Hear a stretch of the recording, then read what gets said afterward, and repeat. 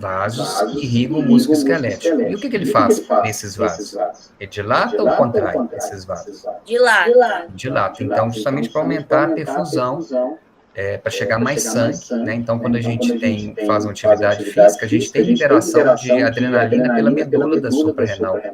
E essa adrenalina, ela vai aumentar a nossa força de contração, atuando em receptor beta-1, vai atuar também nos receptores beta-2, fazendo com que a gente tenha maior irrigação nos músculos esqueléticos, né? Onde mais nós temos receptor beta-2? Que é responsável até por um efeito colateral que ocorre quando você usa salbutamol para... É no pâncreas? No fígado. Não, veja bem o que eu estou falando, gente. Olha aqui, tá. Você tem a glicogenólise, né? Tá certo. Você tem glicogenólise e gliconeogênese que são estimulados pelo receptor beta-2. Mas preste atenção no que eu estou falando. Uma pessoa que está usando um beta-2 agonista para tratar uma crise de asma. Beta-2 agonista para tratar uma crise de asma. Qual o efeito colateral que ela pode ter usando esse medicamento? Tremor e taquicardia. Taquicardia e tremor. Porque os receptores beta-2 estão na musculatura esquelética, causando essas pequenas despolarizações caracterizadas por esse tremor. E é por isso que pessoas que têm tremor essencial benigno, nós vamos usar o quê? Um beta-2 agonista ou um beta-2 antagonista? Antagonista, né? Então, inclusive, é doping, lembra que a gente já discutiu isso, ele é doping em alguns esportes, como tiro ao alvo, arco e flecha, para você aumentar a precisão, né? Outro local que nós temos o receptor beta-2 é lá no olho, produzindo o quê? Humor aquoso. Humor aquoso. Então, uma pessoa que tem glaucoma, a gente vai usar um beta-2 agonista ou um beta-2 antagonista?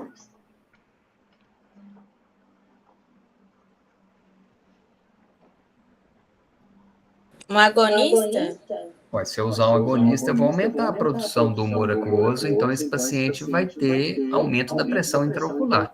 Então, antagonista. Eu quero usar o contrário, eu quero diminuir a produção do humor aquoso, então eu vou usar um beta-2 antagonista, vou pingar um colírio de beta-bloqueador.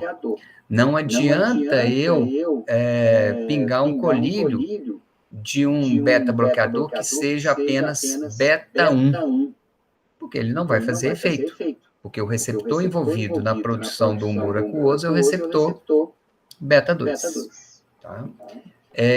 Qual que é a vantagem, então, de você usar um beta-1 seletivo em relação a um beta-1 e beta-2? Porque quando você fala que um beta-bloqueador é não seletivo, significa que ele atua tanto em beta-1 quanto em beta-2. Tá? Quando a gente fala assim, determinado fármaco ele é um antagonista, tanto beta-1 quanto beta-2. Significa que ele é não seletivo. Qual que é a vantagem e em que situação a gente vai usar um beta-1 seletivo? Quando eu quero tratar o quê? Coração. Exato. O problema é do coração, porque eu quero evitar o quê? Efeitos indesejados? Exatamente, esse bloqueio nos receptores beta-2. E que efeitos, então, que esse paciente pode ter? Eu tenho um problema no coração, eu tenho uma arritmia, eu tenho uma taquicardia. Vocês concordam que usando um antagonista, se eu usar um atenolol, que é um beta-bloqueador, eu vou diminuir minha frequência cardíaca. O atenolol é um beta-1 seletivo. Ele atua preferencialmente em receptores beta-1. Então, eu não estarei bloqueando os receptores beta-2. Ao não bloquear os receptores beta-2, quais são as vantagens? E aí, quais são as vantagens? É melhor a gente pensar se por acaso eu tenho optado por usar propanolol ao invés do atenolol para tratar essa taquicardia. O propanolol é um beta-1 e beta-2. O que nós vamos ter? Nós vamos bloquear o receptor beta-2 aonde? Pulmão. No pulmão. O que esse paciente vai ter? Broncoconstrição. Broncoconstrição. Então, se é um paciente que tem asma e DPOC, ele pode agravar a sua crise de asma e DPOC. Entendeu? Então, o que mais que pode piorar usando esse propanolol? O que pode ser ruim também?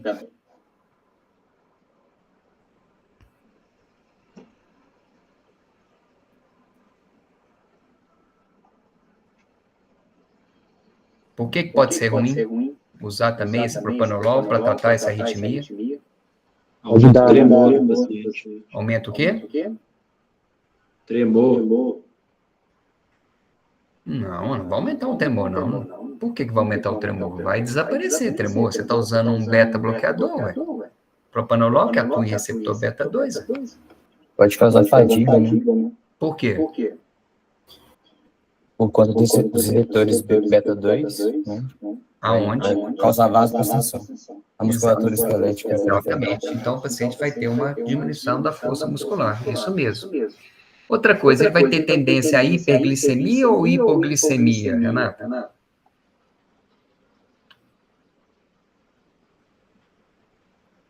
Oi? Ele vai ter tendência a hipoglicemia ou hiperglicemia se você está inibindo o receptor beta-2, e a gente viu que o receptor beta-2 ele é responsável pela gliconeogênese e glicogenólise. Hipoglicemia. Esse é um problema num paciente que tem igual doença, gente. Diabetes? Diabetes, né? Então, qual é o problema de você tratar um paciente diabético usando beta-bloqueador? Quais são os sinais que, muitas vezes, uma pessoa identifica que ela pode estar com uma possível hipoglicemia? Uma pessoa diabética, ela fala, opa, eu acho que eu estou tendo hipoglicemia.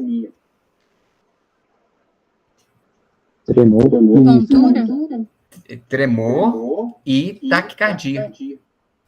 Ela começa a ter, então ela já sabe, começa a ter uma batedeira, fala, opa, eu acho que eu estou começando a ter hipoglicemia. Antes mesmo de que ela fique já com o raciocínio meio reduzido, ela já começa a sentir essa batedeira. E aí o que ela faz? Opa, tem que comer alguma coisa com açúcar. Então esse é o grande problema de usar beta-bloqueador num paciente diabético. Você mascara os sintomas que a gente tem de hipoglicemia. Né? Quem são os medicamentos que são agonistas dos alfa-1? E eles são usados para quê? Agonistas.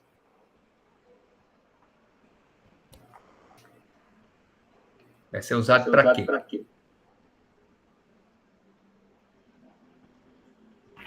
Fenilefrina e metaraminol. É usado para quê? Descongestionante nasal. Só isso? Regulação da pressão também. Fenilefrina e metaraminol. Então, eles servem para fazer vasoconstrição. Então, o que vai acontecer com a pressão arterial? Aumenta a pressão. O que acontece reflexamente com a frequência cardíaca? Diminui. Por causa de quê? Qual reflexo?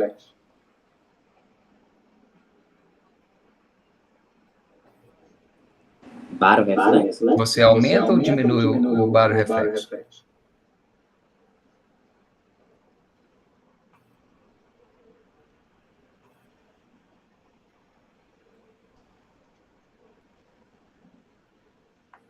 Hein, gente?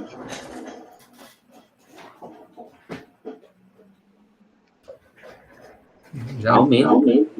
Eu já não lembro de quantas vezes que eu já falei isso para vocês. O que acontece? Os receptores na carótida e na aorta estão detectando uma pressão aumentada. Qual é a lógica? Eu vou querer estimular o sistema nervoso simpático ou inibir o sistema nervoso simpático?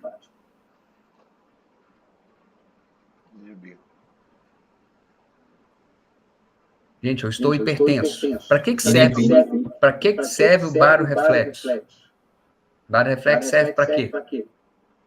para manter a nossa pressão arterial dentro dos valores, né? Para você não ter nem hipotensão, nem hipertensão. Se eu tenho um aumento da pressão por causa desse medicamento, tem o sentido de estimular ainda mais o sistema nervoso simpático? Eu não vou estimular o sistema nervoso simpático, eu vou inibir o baroreflexo. Então, a frequência cardíaca cai. É diferente de quando você usa beta-agonistas. Quem são os beta-agonistas?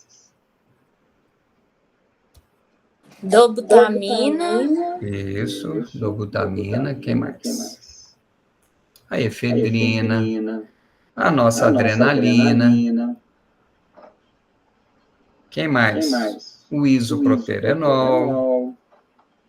Só que o isoproterenol tem uma ação muito importante também aqui em receptor beta-2. E a noradrenalina em altas doses, né? E a noradrenalina também. Embora que a noradrenalina, ela tenha uma ação mais o quê? Mais alfa-1. Então, ela estaria aqui, ó. O que acontece quando você dá uma noradrenalina? Você tem um aumento da pressão arterial e a frequência cardíaca cai reflexamente. Com esses medicamentos aqui, não. Com dobutamina, efedrina, adrenalina, isoproterenol, o que acontece com a frequência cardíaca? Aumenta a frequência e o débito cardíaco. Exato, você aumenta a frequência cardíaca, aumenta a força de contração, né?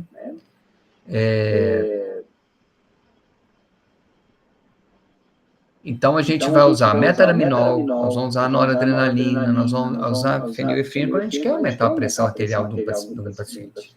E quando é que nós vamos usar antagonistas? Alfa-1.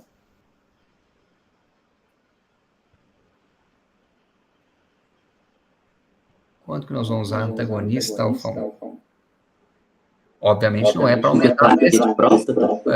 Obviamente não é para aumentar a pressão arterial, porque o agonista aumenta a pressão. Então, o antagonista vai reduzir a pressão arterial. Então, ele é um agente hipotensor. Só que o que acontece com a frequência cardíaca?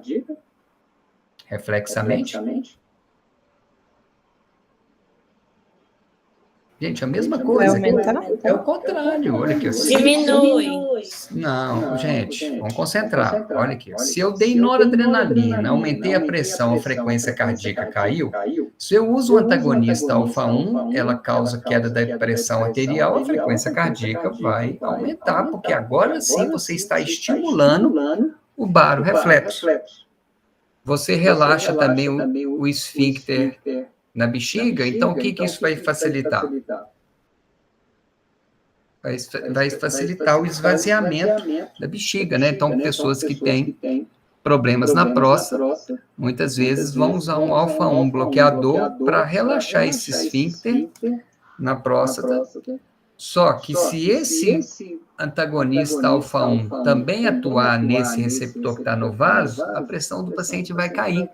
Ele vai reclamar que está tendo muita taquicardia, que está tendo hipotensão postural, que está tendo impotência. Então, você vai procurar oferecer para esse paciente um alfa-1 bloqueador que atua mais nesse subtipo do receptor na próstata, né? Que é a tansulosina. Né? Quais são os antagonistas que vocês conhecem?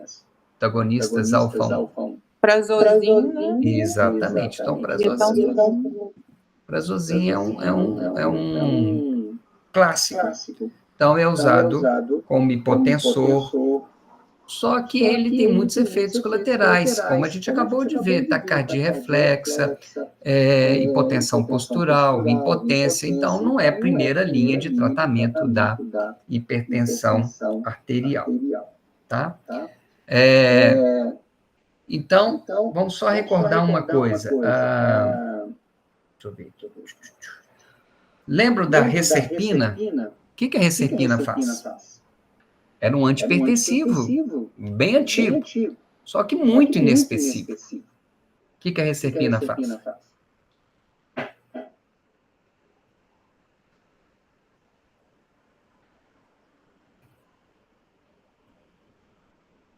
Ela inibe o quê? O armazenamento. Exato. Transportador E de sangue. a entrada da noradrenalina na vesícula, não é na membrana sináptica, pelo transportador. Quem é a substância que inibe a recaptação de noradrenalina? Cocaína. Cocaína. Exatamente. Então, a cocaína inibe a recaptação de noradrenalina. Então, são diferentes. Então, um aumenta a pressão arterial, a cocaína vai aumentar o conteúdo de noradrenalina na fenda sináptica, diferentemente da recepina, que aquela noradrenalina que foi recaptada, entrou na fenda na membrana pré-sináptica, ela não entra na vesícula e ela fica no citoplasma. E aí ela pode ser degradada por coenzima pela monoaminooxidase. Então, você vai ter uma hipotensão, mas é uma hipotensão, gente, com muitos efeitos colaterais. A ponto, inclusive, de pacientes terem suicídio, depressão. Então, por quê? Porque não é um medicamento,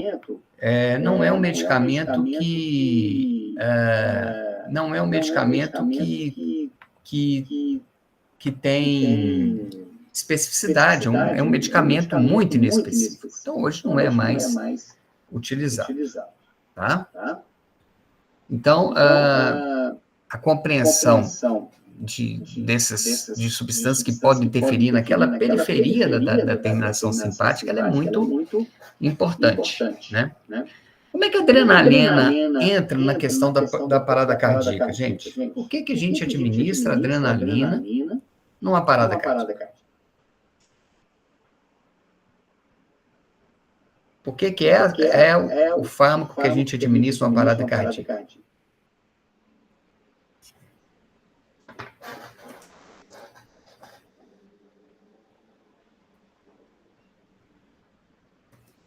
Porque tem beta-1 no coração e aumenta a frequência? Não, mas o coração está parado. Você acha que dando só adrenalina para o paciente, o coração vai voltar a bater? Ela causa vasoconstrição? E aí? Aí você E vai aumentar. Essa vasoconstrição periférica vai ajudar na parada, por quê? Você direciona o fluxo sanguíneo para o cérebro e para o próprio coração. Exatamente. Então, eu vou aqui, ó. Por quê? A adrenalina, ela atua tanto em receptor alfa quanto beta. Qual que é a preferência dela normalmente? Alfa. Não, ela é beta. Ela é beta, a partir do momento que você vai aumentando a dose dela, ela começa a pegar também alfa. Diferentemente da noradrenalina, que é mais alfa, que aí se você aumentar muito a dose, pega um pouquinho de beta. Então, qual que é a finalidade da adrenalina numa parada cardíaca? Eu vou causar uma vasoconstrição aqui, ó. Não quero perfusão na mão, não quero perfusão no rim, eu quero perfusão nos órgãos em que são sensíveis a uma hipotensão, né? Que é o cérebro e o coração. Porque na massagem cardíaca que a gente realiza, a gente consegue em torno de 15 a 20% do débito cardíaco. Veja bem, gente. Eu só consigo isso numa massagem cardíaca. Então, eu tenho que priorizar que esse débito cardíaco vai para onde? Vai para o coração e vai para o cérebro. Né? Agora, essa ação beta dela tem utilidade? Tem, porque às vezes o paciente tem um quadro chamado o quê? Assistolia. O que é isso? Você não tem batimento. Então, às vezes, você estimulando o receptor beta lá no coração, veja bem, nós já falamos que o receptor beta 1 está lá no coração, pode ser que você consiga fazer com que o paciente volte a ter algum batimento, mas mesmo assim você continua massageando e toda aquela sua massagem, aquele sangue que está sendo injetado do coração, está sendo priorizado para ir para o coração e para o cérebro. Tá? Então, por isso que a adrenalina, pelo fato dela ter essas duas ações, alfa e beta, ela é o fármaco, né, E ela também é o fármaco de escolha no choque anafilático. Por quê? Pela vasoconstrição também. Pela vasoconstrição também, os vasos estão dilatados por causa da histamina, da prostaglandina e todos os mediadores. O que mais que ela pode ser útil? Aonde que o receptor beta, a ação dela no receptor beta pode ser útil no choque anafilático? Porque o coração está batendo. Choque anafilático, os vasos estão dilatados. O coração está batendo, inclusive o paciente, a maioria das vezes, ele é até taquicárdico. Broncodilatação. Muitas vezes o paciente está com broncoconstrição. Por quê? Por causa da histamina. Exatamente. Outra coisa, o edema de glote.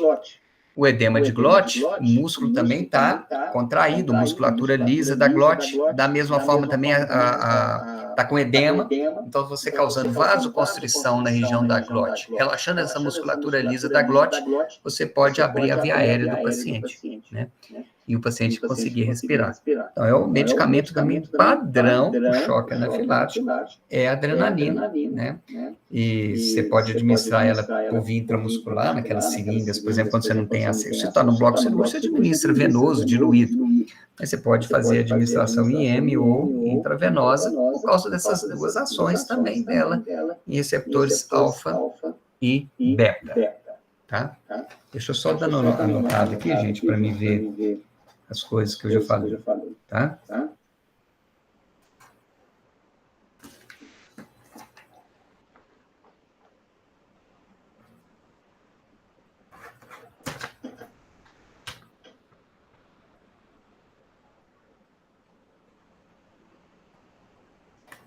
Tá, então é o seguinte, voltando a essa questão aqui, se a gente for comparar, vou apagar aqui, tá? Vamos supor que eu vou comparar efedrina, por exemplo, versus fenilefrina, e eu administrei intravenoso esses dois fármacos. E aí eu pergunto para vocês assim, qual fármaco foi administrado, considerando o que a gente observou na pressão sistólica, deixa eu só organizar aqui, pressão sistólica,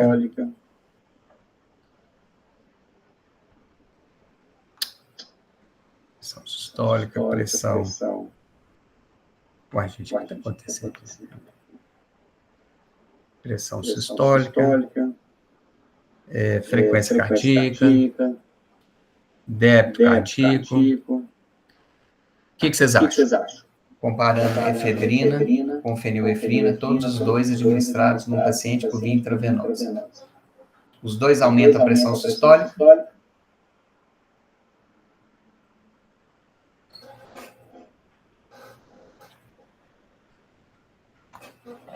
Hein, gente, o que a efedrina é? Vocês me falaram. Eu fiz questão de apagar justamente para que vocês... Aumenta. A efedrina é o quê?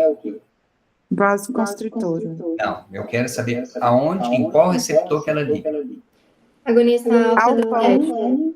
Ela é principalmente beta 1.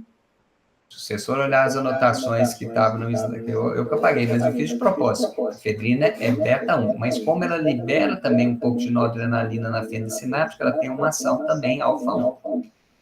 Então, e a fenilefrina, a gente viu, ela é Alfa 1. alfa 1. Então, os dois vão aumentar a pressão sistólica, mas a fenilefrina vai aumentar muito a pressão diastólica. Por quê? A pressão diastólica é mais reflexo de quê?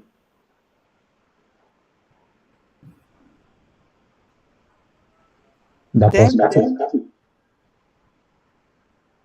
A pressão sistólica está relacionada com a contratilidade cardíaca. E a pressão diastólica? Resistência vascular periférica, gente. Resistência vascular periférica. Se você tem uma vasoconstrição importante, aumenta muito a pressão diastólica. Quem vai aumentar mais a resistência vascular periférica? A efedrina ou a fenilefrina? Gente, a efedrina atua em receptor beta-1 principalmente. A fenilefrina atua principalmente em receptor alfa-1. A fenilefrina, atuando em receptor alfa-1, vai atuar no vaso. A efedrina vai atuar no coração, principalmente. Aí eu pergunto, o que vai acontecer com a pressão diastólica? Quem vai aumentar mais a pressão diastólica? Fenilefrina. Fenilefrina. Você vai ver um momento importante. E essa vasoconstrição, ela pode até fazer o quê com o débito cardíaco? Aumenta? Não. Essa vasoconstrição, o débito cardíaco vai até diminuir. Por quê? Quais são os determinantes do débito cardíaco, gente? Volume sistólico vezes frequência cardíaca. O que acontece reflexamente com a frequência cardíaca quando a gente dá fenilefrina? Estou repetindo isso a segunda vez nessa revisão. Diminui. Então, aqui, ó, frequência cardíaca caiu. Então, com isso, o débito cardíaco cai. Quais são os outros determinantes do volume sistólico? Fala para mim. Pré-carga. Pré-carga até aumenta, porque você aumenta a quantidade de sangue que chega no coração, você contrai as veias. Contratilidade aumenta pouco, porque ele atua em receptores alfa. E a pós-carga, o que acontece com ela? Aumenta. Isso é bom para o débito cardíaco? Não, está aumentando o trabalho no coração. Então, o débito cardíaco pode até cair com a fenilefrina. E o grande diferencial entre os dois é a frequência cardíaca. Enquanto que com a efedrina a frequência cardíaca aumenta, com a fenilefrina a frequência cardíaca vai o quê?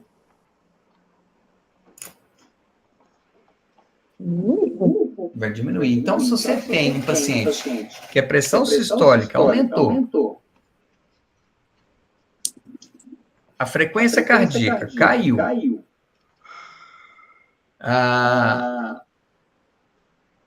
o débito cardíaco caiu levemente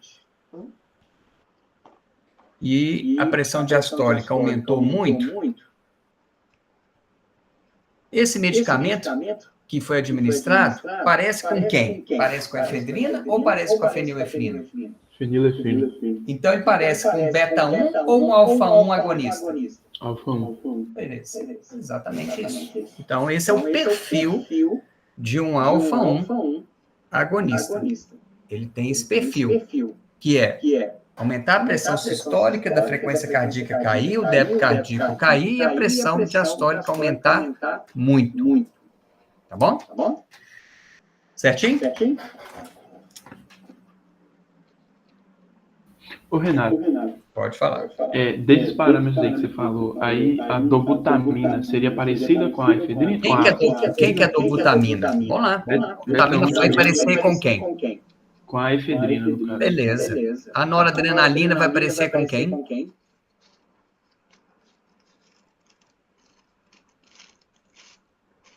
Com a fenilefrina, porque é mais em alfa, né? Exatamente. Isso mesmo. Beleza, obrigado. Nada.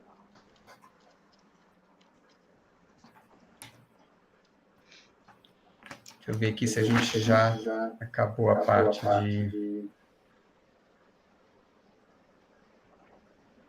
Tá, então agora nós vamos para...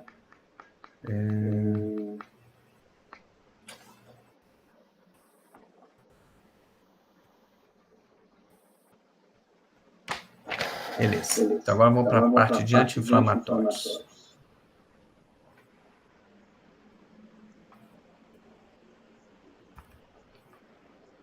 Os AINES, qual que é o mecanismo de ação dos anti-inflamatórios não esteroidais?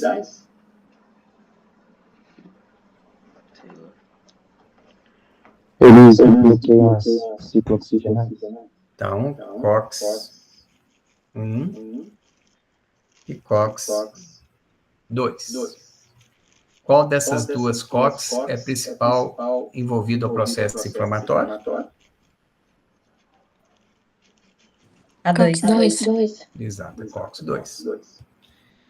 Então, o que foi tentado? Vão usar fármacos que atuam mais inibindo a COX-2. Por quê? A COX-1, ela é considerada constitutiva. O que é isso? O que quer dizer constitutiva? Ela tem o quê? Uma função intrínseca do nosso organismo. Quais são os locais que a gente tem a COX-1 e ela que produz prostaglandinas? Estômago protetiva. Exato. Então, você tem lá PGE2 no estômago, você aumenta a produção de muco e diminui a produção de ácido. O que mais?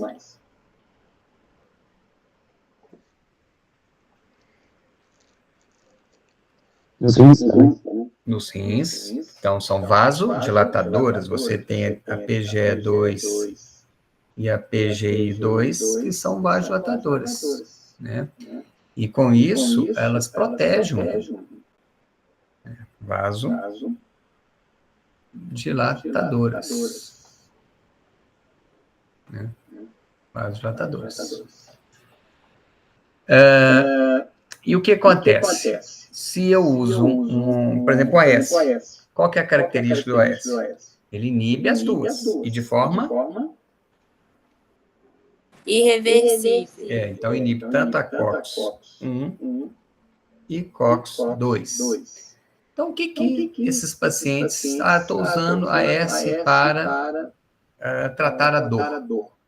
Estou inibindo a COX-2, ela é mais envolvida no processo inflamatório, beleza, mas ela está diminuindo o quê? Ela está diminuindo a produção de prostaglandina E2 lá no estômago, eu não vou ter a proteção, e eu posso ter o quê? Úlcera, gastrite, sangramento, e também o meu rim não está tendo essa vasodilatação, eu posso ter insuficiência renal. Então, esse é o grande problema de você usar por longo período de tempo, fármacos que inibem tanto a COX-1 quanto a COX-2. Por isso que foi tentado a gente utilizar inibidores específicos da COX-2. Como é que são chamados genericamente esses fármacos que inibem a COX-2? Coxibs. Exatamente, COX-2. E qual foi a decepção que ocorreu quando fizeram o uso desses fármacos? COX-2, o E eu inverti, COX-2. O que aconteceu? De fato, os pacientes tiveram menos dor no estômago, menos sangramento, mas continuaram tendo lesão renal. Por quê?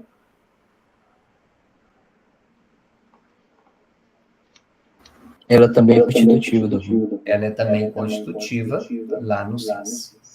E, infelizmente, os COX-2, eles causam um desbalanço entre duas prostaglandinas que são responsáveis pelo tônus do vaso, né? Quais são essas duas prostaglandinas?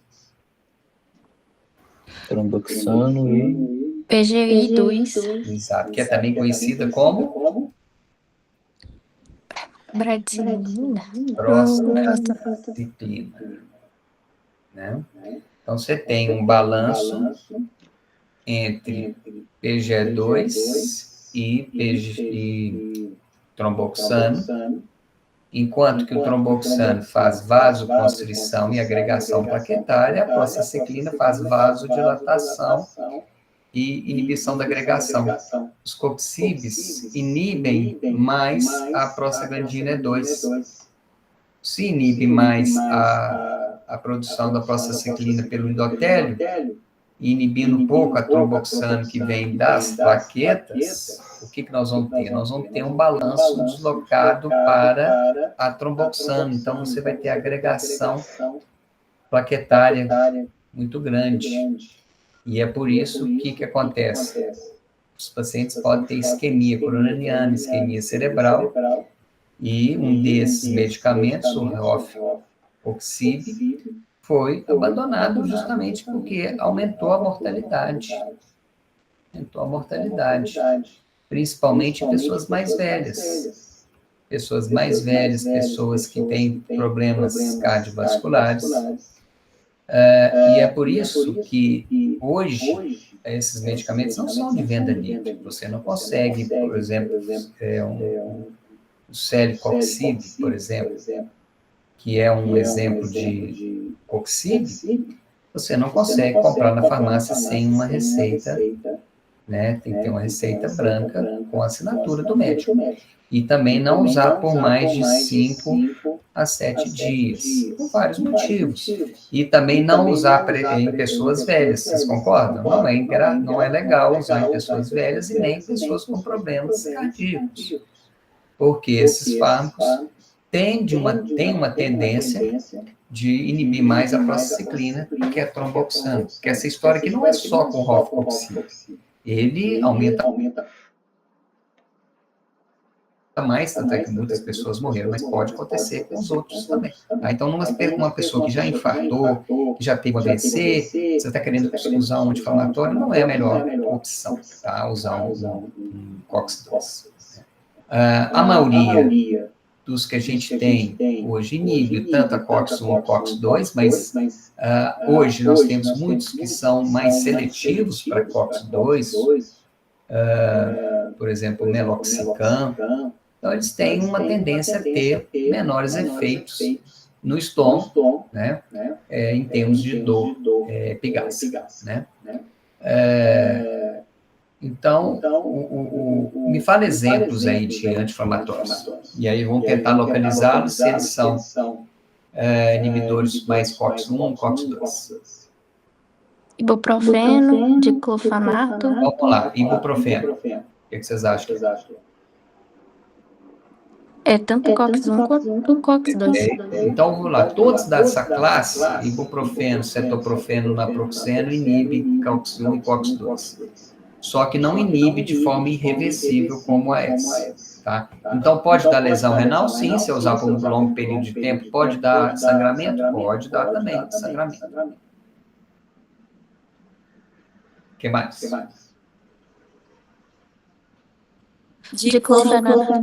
Diclofenaco é a mesma coisa. COX-1 e COX-2 vai ter os mesmos efeitos colaterais.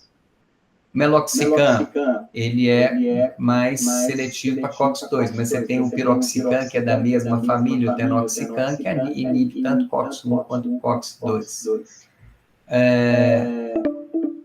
Nimesulida, também ela inibe tanto COX-1 quanto COX-2, mas um pouquinho mais seletivo para COX-2. Tá bom?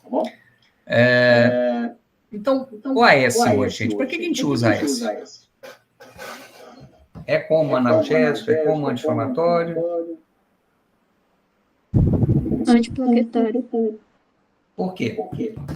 Quais as doses? É alta dose, doses pequenas? Como é que funciona isso?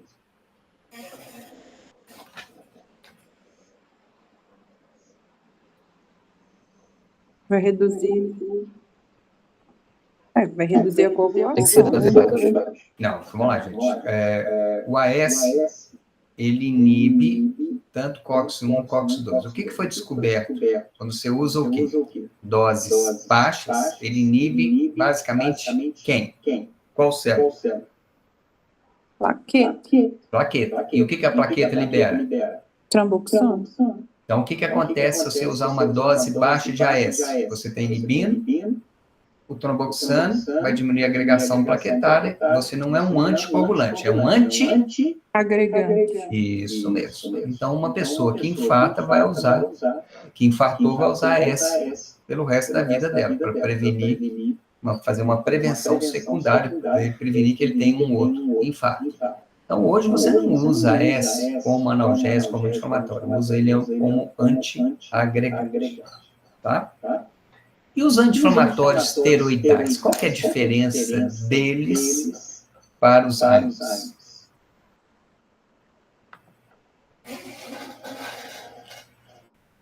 Os anti-inflamatórios esteroidais. Qual que é o mecanismo deles? Eles inibem a fosfolipase A2 lá em cima, inibir da via. Então, a fosfolipase A2 é aquela primeira enzima que está lá, que degrada um fosfolípido para produzir o quê? Quem? Não vai ter produção de ácido Araquidônico. araquidônico, né? Não vai ter produção do ácido araquidônico, que é o ácido que vai dar origem pela ciclooxigenase ou pela lipoxigenase para as prostaglandinas e os leucotrienos. Então, não tem formação de ácido araquidônico. Mas qual outro mecanismo que também tem? Que o esteroidal vai? Ele vai lá no citoplasma, liga no receptor, e aí esse complexo vai lá no núcleo. O que ele faz lá no núcleo? Ele vai alterar o quê? Inibir a produção de... Exatamente. Então, vai diminuir a produção de ciclooxigenase 2, vai diminuir a produção de fosfolipase 2, produz uma substância que chama anexina A1, que faz o quê? Que inibe. É a anexina A1 que inibe a fosfolipase. É a anexina A1 que inibe a COX-2. Então, é um mecanismo de ação que envolve a transcrição gênica.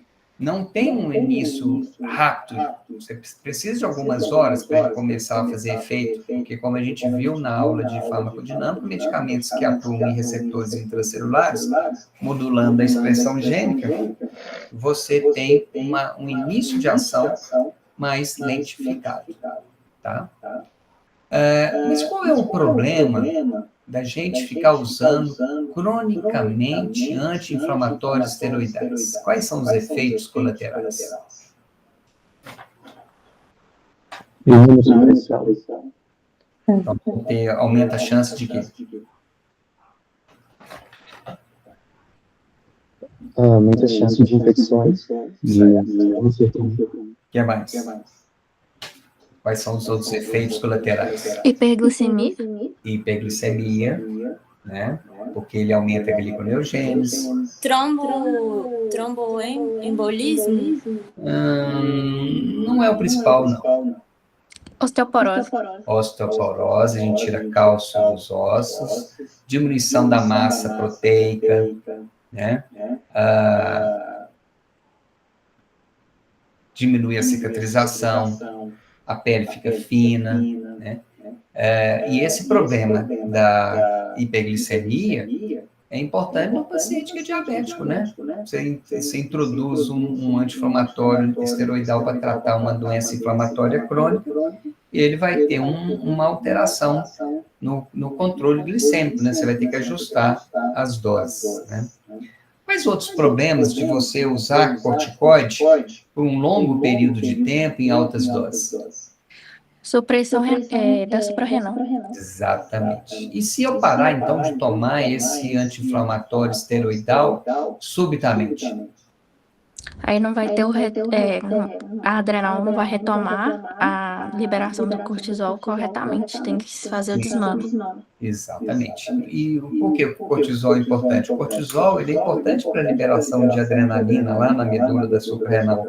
Se você não tem liberação de adrenalina, a gente vai ficar o quê? Hipotenso, hipoglicêmico, porque a adrenalina vai atuar em receptores beta-2. Olha como é que as coisas são ligadas, gente. Aumentando a glicogenólise e gliconeogênese. Então, toda vez que um paciente usa corticóide por longo período de tempo, a gente tem que estabelecer mecanismos de desmame, reduzindo a dose gradativamente para que o organismo vá se adaptando. Tá? Isso é uma coisa importante. Outra coisa é lembrar que se o paciente for submetido a uma cirurgia e ele está em uso de altas doses de corticoides, o que nós vamos ter que fazer também? Lembra que quando uma pessoa faz cirurgia, não tem que aumentar, a gente aumenta a liberação de cortisol, esse paciente vai conseguir aumentar a liberação de cortisol?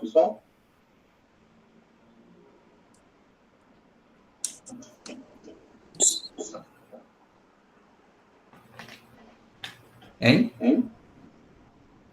O eixo dele está inibido, porque ele está usando cronicamente corticoide para tratar uma artrite reumatoide. Aí ele tem uma fratura na perna E aí você tem uma resposta ao trauma, e nessa resposta ao trauma você tem que liberar cortisol, e esse paciente não consegue liberar cortisol. Como ele não consegue liberar cortisol, ele vai evoluir para um senso suprarrenal. O que nós vamos ter que fazer? Nós vamos ter que dar cortisol para esse paciente. O cortisol exógeno que a gente dá é quem? Hidrocortisona. Muito bem. Qual que é a diferença da hidrocortisona para a prednisona e para a dexametasona?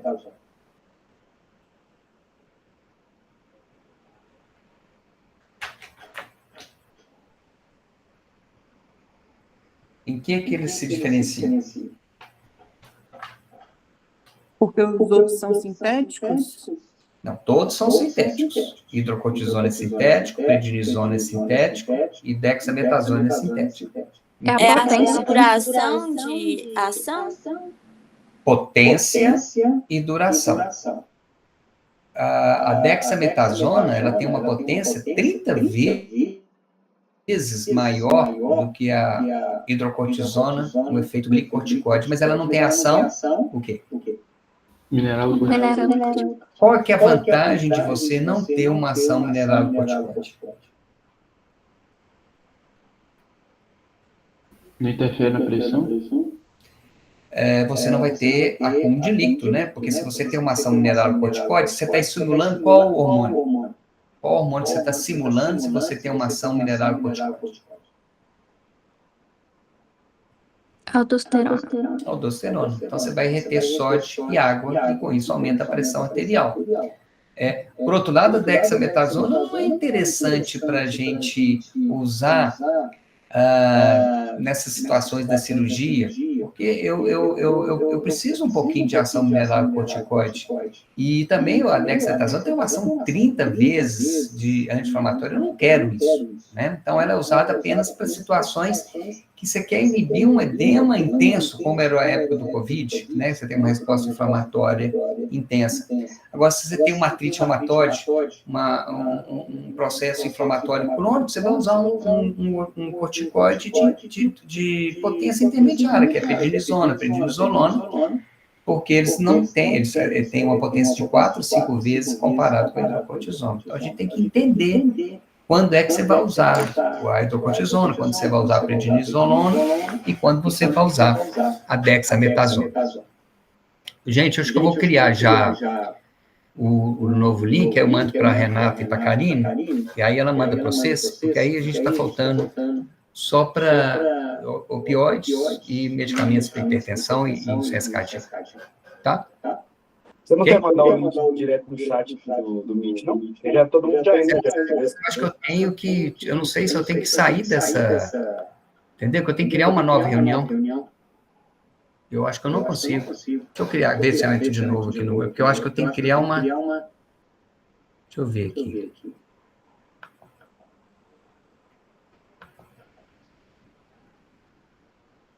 Espera, deixa eu criar uma reunião para depois. Aqui, ó, vamos ver.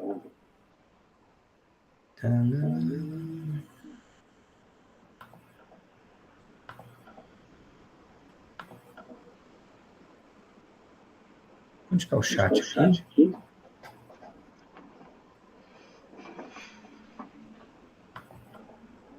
Onde que é o chat aqui, gente?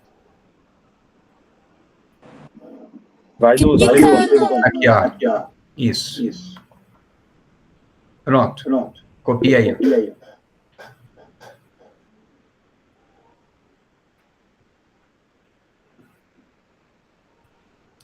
Todo mundo copiou? Estou vendo que o pessoal está saindo. Estou esperando. Vou esperar todo mundo sair, aí eu entro, tá bom?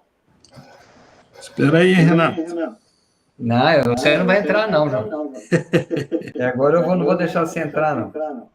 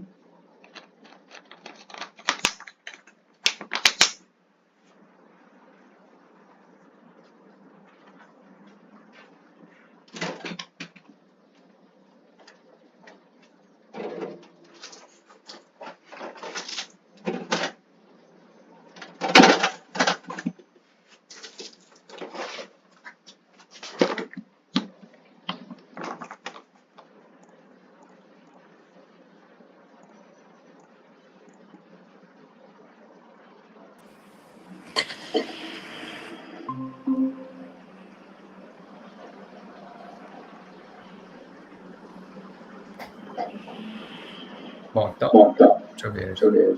Estava no 61.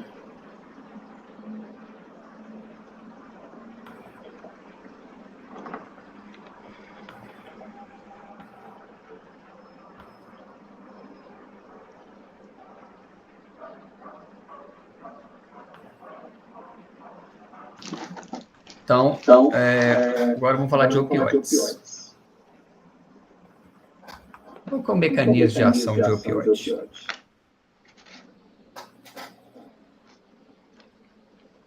Ele liga aos receptores do sistema nervoso central.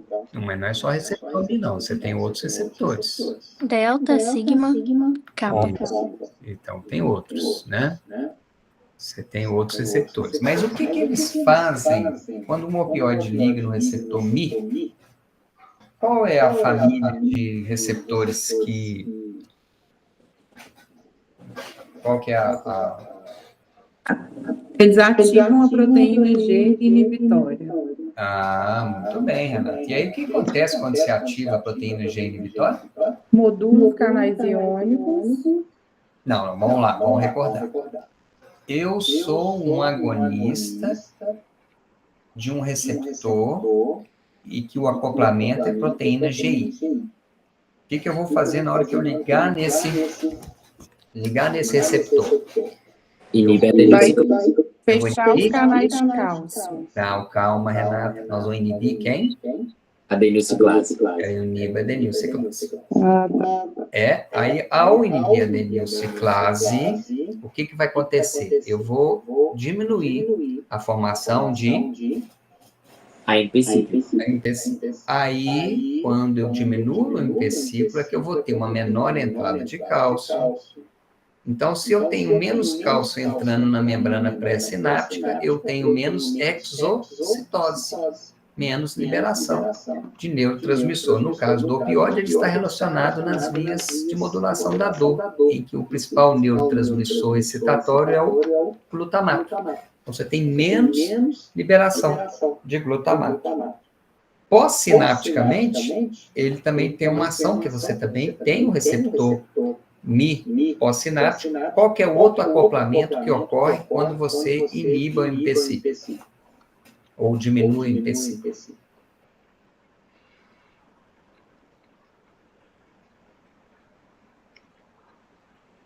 Tem duas coisas. Uma, vocês já falaram, diminui a entrada de cálcio. Aumenta a saída de Abertura cálcio. de canais de potássio. Exatamente. Então, a célula vai ficar hiperpolarizada. Então, vai ser mais difícil para conduzir o impulso nervoso.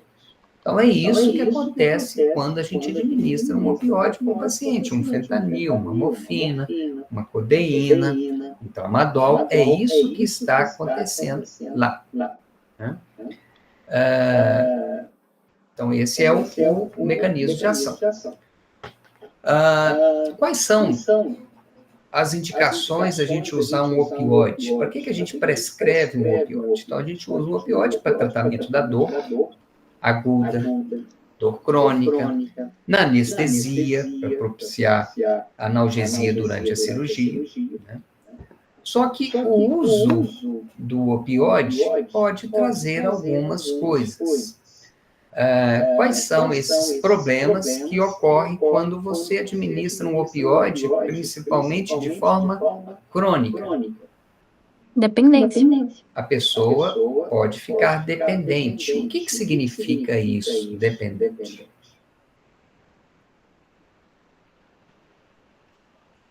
Porque os receptores vão...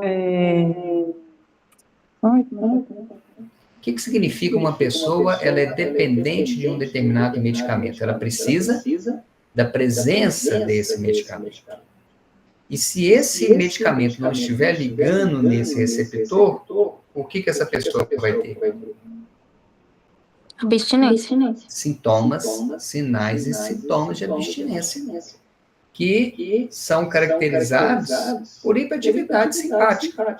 E a gente viu, por exemplo, que a clonidina é uma estratégia para você diminuir essa hiperatividade simpática que ocorre nas abstinências dos diferentes medicamentos, tanto cocaína, tabagismo, etilismo, opioide, né? Ela não vai substituir esse opioide, mas ela vai minimizar os sintomas. Qual que é o tratamento da abstinência? Metadona? Pois é, mas o que a metadona é?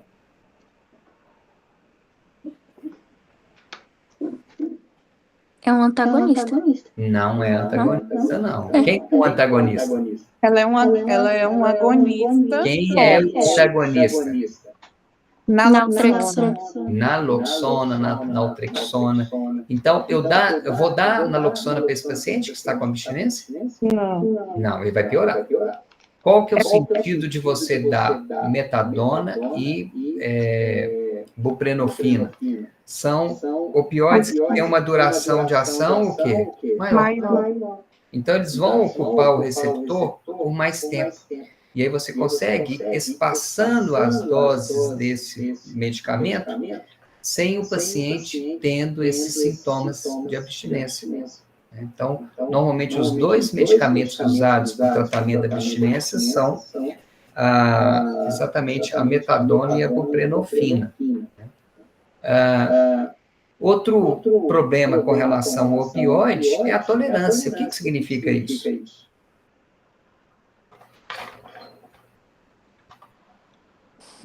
Quando para de fazer efeito. Vai diminuir o efeito, mas lembra que eu contei uma história que no caso dos opioides, você pode fazer o quê? Que às vezes você volta a começar a ter efeito, sendo que antes você tinha perdido. Você estava usando morfina, e aí o que você pode fazer?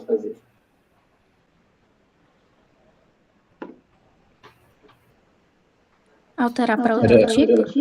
Nós vamos alterar o outro opioide. E é engraçado que a tolerância não é completa. Você altera para troca para metadona, se o paciente volta a responder, daqui a pouco ele vai ter tolerância à metadona, você volta. Como é que chama isso? Fazer um rodízio de opioides. Né? Você vai fazendo isso, e aí você vai conseguindo manter o efeito com esses medicamentos. Tá? E, infelizmente, algumas pessoas podem aparecer para nós no hospital com sinais e sintomas de intoxicação por opioide. Aí significa excesso de opioide. O que nos chama a atenção para suspeitar que o paciente possa estar com uma intoxicação por opioide?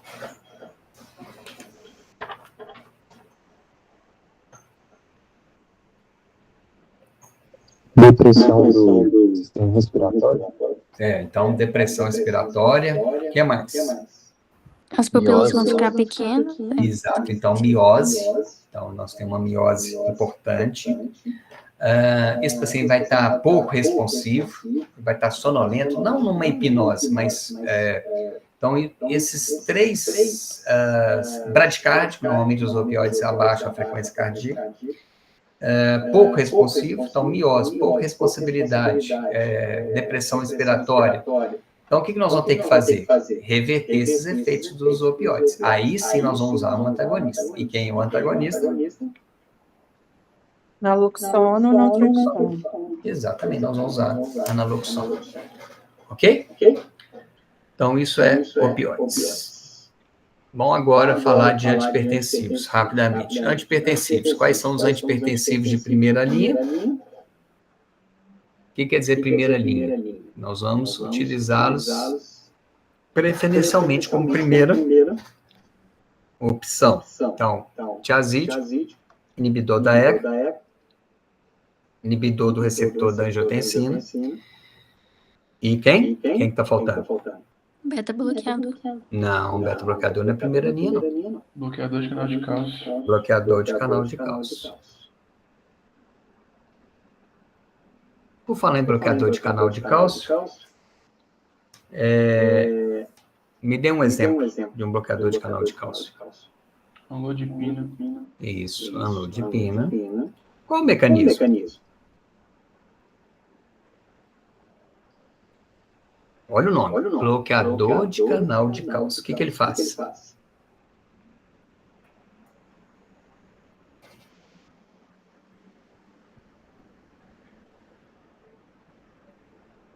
Hein, gente? Ele é um bloqueador de canal de cálcio.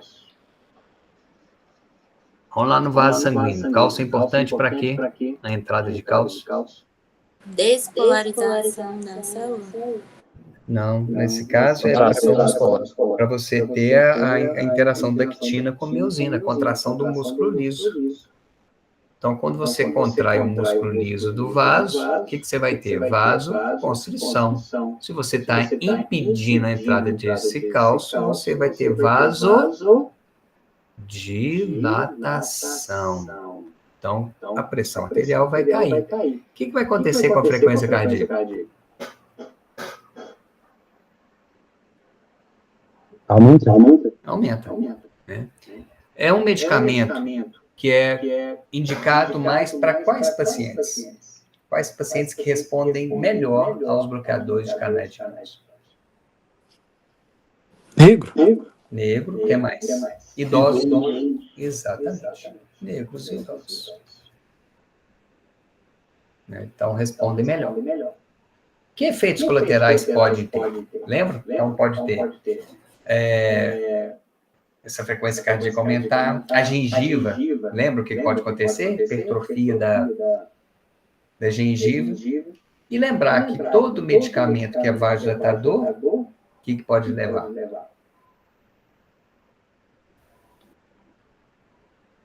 Cefaleia. Como é que vai ficar? Rubor também. Pode estar também o edema periférico por causa dessa vasodilatação. Então, tudo isso é mais ou menos esperado.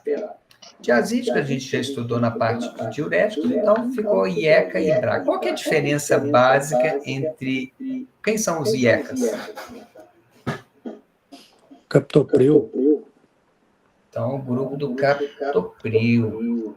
E aqui, do BRA, seria losartana. Qual que é a diferença do mecanismo de ação? Qual que é o mecanismo de ação do captopril? Ele bloqueia. Pode falar. O que não vai ser formado? Ele inibe inibidor da enzima conversora da angiotensina. Então, ele inibe a enzima conversora da angiotensina. O que ela faz, a enzima conversora da angiotensina?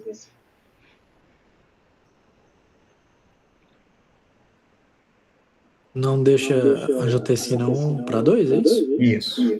Então, você não vai ter formação de angiotensina 2. Só que a ECA também é responsável paralelamente a quê? O que ela faz paralelamente? Aldosterona? Não. Degrada a bradicina. Degrada a bradicina, que é um sistema vasodilatador.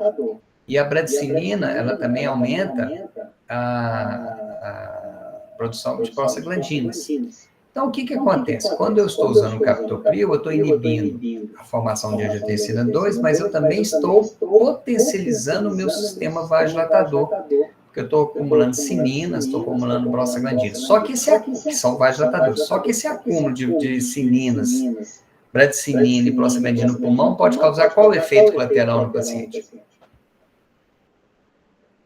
Edema pulmonar? Não. Tosse seca. Tosse, exatamente. Pode dar um pouquinho também de edema angioneurótico. Então, a tosse é um dos limitantes do captopril e toda essa classe. Essa tosse seca. Então, alguns pacientes não toleram. Se ele não tolera, ele passa para a losartana. Né? Ou então, você já prescreve a losartana. Né? Já de cara. Qual que é o mecanismo da losartana? Bloqueio receptor direto. Bloqueio receptor direto. Então, qualquer angiotensina 2 que foi produzida, a losartana já está bloqueando.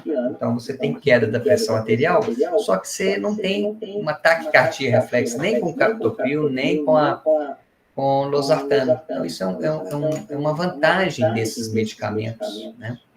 E, além disso, esses medicamentos provaram ser úteis também no tratamento de qual outra doença, além da hipertensão? Disfunção sexual. Não, disfunção sexual não. É diabetes, insuficiência cardíaca, doença renal crônica. Então, a insuficiência cardíaca, a captopril, losartana são medicamentos de primeira linha. E por quê? Qual que é a relação desses medicamentos? Por que esses medicamentos são interessantes no paciente que tem insuficiência cardíaca? Então, se eu perguntar para vocês na prova, qual é a lógica de utilizar captopril ou losartana no tratamento da insuficiência cardíaca? A lógica toda vai estar em cima de qual substância que vai diminuir a sua ação?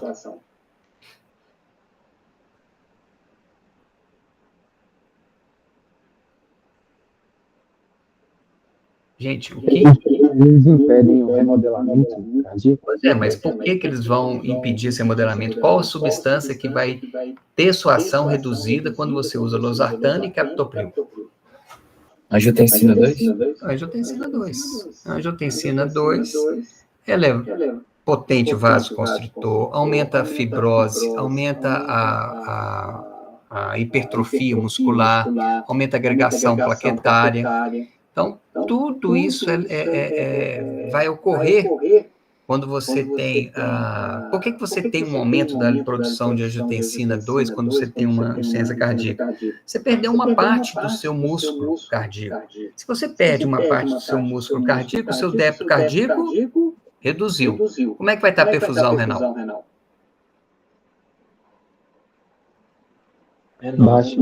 E aí vai estimular quem? O aparelho justo-glomerular. Então, você tem um aumento da angiotensina 2. Então, a angiotensina 2 está extremamente aumentada na insuficiência cardíaca. Então, antes que o paciente desenvolva um quadro, esse remodelamento do coração, por exemplo, ele acabou de infartar, o resto da musculatura que sobreviveu, ela vai ter que se hipertrofiar para dar conta do recado. Então, antes que ocorra isso, você já vai inibir esse sistema de adaptação, porque é a adaptação que no primeiro momento vai nos ajudar a sobreviver, mas ela, a longo prazo, ela vai ser ruim. Né? Ela vai ser ruim. Então, esse é o grande benefício que você tem de você impedir esse remodelamento. E o beta-bloqueador?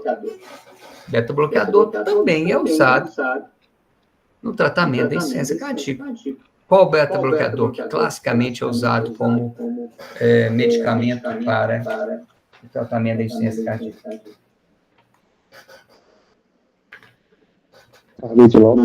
Carvedilol. Qual que é o princípio de usar beta-bloqueador no tratamento da insuficiência cardíaca? Diminuir a pós-carga? Por que vai diminuir a pós-carga? Porque então, tá na parede justo-glomerular. E aí você inibe a angiotensina. Qual que é a relação? Porque você tem receptor beta-1 no aparelho justo-glomerular.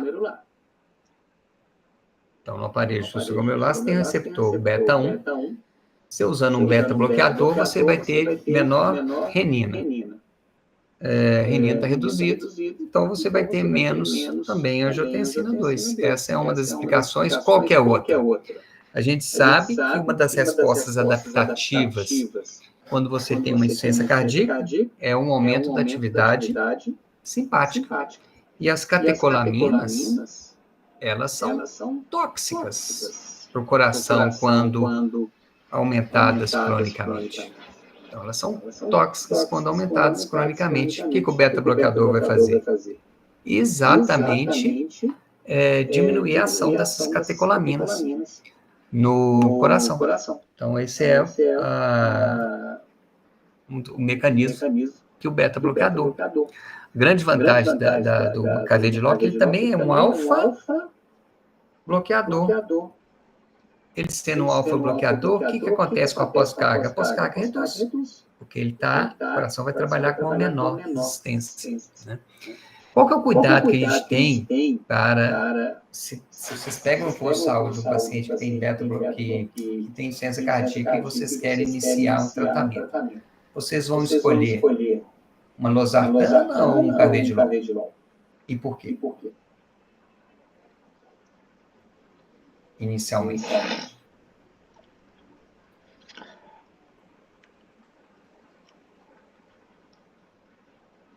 Vocês estão no posto de saúde, detectaram que o paciente tem insuficiência cardíaca, e aí eu pergunto para vocês, vocês vão dar preferência para quem? Losartana ou um carvedilol? Para iniciar o tratamento. Losartana? Por quê? Porque ela está mais relacionada com o sistema renal de atenção, e aí é melhor a longo prazo. Não, mas o beta-bloqueador também está. Nós acabamos de mostrar aí, ó, beta-1 está no aparelho glomerular. Verdade. Porque a losartana impede o remodelamento Os dois impedem o remodelamento. É porque não vai mexer na atividade simpática? Exatamente. Às vezes o paciente ainda está meio claudicando, o coração dele ainda não vai aguentar você tirar essa atividade simpática que é que está mantendo o débito cardíaco. Então, vamos dar uma chance para ele usando só losartana, de repente ele vai dar conta. Às vezes, aí ele interna com uma insuficiência cardíaca, a gente usa um diurético para tirar ele dessa crise, um vasodilatador. Não é a hora de iniciar um beta-bloqueador, porque ele ainda está indo com insuficiência cardíaca aguda. Se ele saiu da insuficiência cardíaca aguda, você vai iniciando beta-bloqueador em doses baixinhas, né? Doses baixas até que ele vai tolerando. E naquele paciente, gente, que a gente usa também espironolactona, né, que é também um tratamento clássico, né, então o kit básico, né, assim, de paciente com insuficiência cardíaca é losartana, beta-bloqueador e espironolactona. Mas vamos supor que aquele paciente que está tendo várias internações repetidas, por falta de ar, ficando mais tempo no hospital ou em casa, a gente passa a ser, aquele paciente está na fase terminal da insuficiência cardíaca, e a gente optou por usar um digital. O que o digital faz?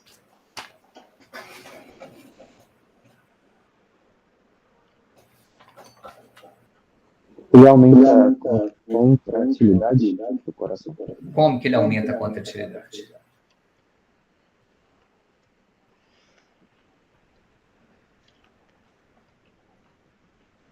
Eu não sei. Ele inibe quem? A TPase? Ele inibe a sódio, potássio, a TPase. O que a sódio, potássio e a TPase faz?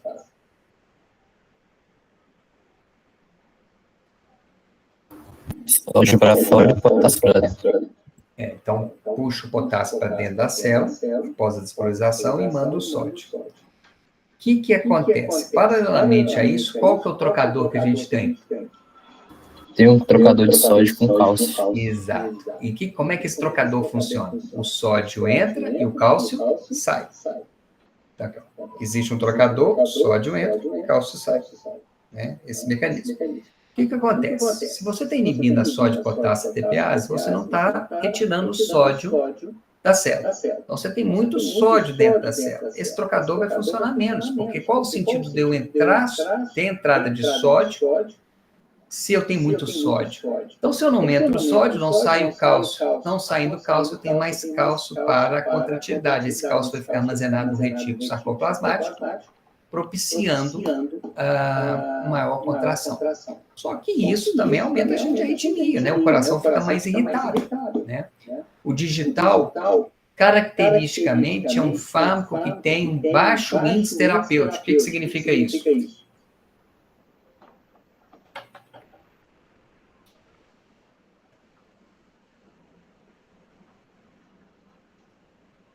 Gente, o que é baixo índice terapêutico? Aquela questão da dose. A dose terapêutica se aproxima muito da dose letal. Então, o que significa? Facilmente o paciente pode ter o quê? Intoxicação. O que nos chama a atenção? Que, opa, esse paciente que está usando digital, ele deve estar tendo intoxicação. E começa a aparecer, principalmente, arritmias. Quais outras coisas que o paciente tem? Náuseas, vômitos. O que mais que ele tem? Ele começa a ver luzes de cores diferentes, luz amarela, verde. Passa a não melhorar mais da insuficiência cardíaca e começa a não responder mais. Então, tudo isso são indícios. Opa, esse paciente deve estar tendo intoxicação por digital. O que nós vamos fazer? Qual é a conduta? Suspender o digital. Então, suspender esse digital. Então, o digital, gente, ele não é mais, não reduz a mortalidade, está comprovado isso, mas ele pode melhorar a qualidade de alguns pacientes, qualidade de vida de alguns pacientes. Então, por isso que, às vezes, no final, né, dos casos mais graves, né, no fim da vida, você pode usar digital, né, mas não é mais a primeira linha de tratamento. Bom, gente, falei tudo. Tudo que vai cair na prova está exatamente contido no que a gente discutiu, tá? Eu fiz as anotações aqui e a gente, realmente, nós já falamos tudo. Alguém quer falar alguma coisa, alguma dúvida? De alguma coisa específica? Ô, Renato, em relação a COX-3, paracetamol, você acha que não precisa focar? Não é que não precisa, né? O que o paracetamol ele é? Ele não tem uma ação anti-inflamatória muito potente, né? A ação dele é mais da COX-3. Então, ele é um bom antitérmico, né? Porque a COX-3 está mais envolvida lá no hipotálamo, produzindo PGE2, que altera o termostato, né? Então, esse é a importância da COX-3, que parece que a dipirona também atuaria nisso. Grande questão do paracetamol é lembrar da sua toxicidade, né? Se você usar ela em altas doses, pode ultrapassar aquela capacidade que nós temos de conjugação. E aí você tem um metabólico da fase 1, né, que é um metabólico hepatotóxico, pode causar hepatite, né? Então, o paracetamol é usado em pequenas doses, só como antitérmico, situações bem assim, indicadas, né? Bem restritas mesmo. Tá, beleza, obrigada. Nada. Renato, em relação a nitrato, hidralazina, você acha que... Renato, o que vai cair na prova? É isso que está aí, pronto. Está respondido, né, Daniel? Tá bom? É isso mesmo, gente. Está aqui, nada além disso. Tá? Beleza, Jaimar? A prova suas é que horas? 8h55 ou 10 e pouco? Aqui. 10 e pouco. 10h35, eu acho. É ruim, porque eu ia tentar ver se eu pegava essa prova para poder já corrigir. Acontece que até eles entregarem a prova demora. Então tá, gente. Qualquer coisa, vocês me avisam. Tá? Obrigado a vocês. Obrigada, Renato. Boa noite. Boa noite. Não vai precisar.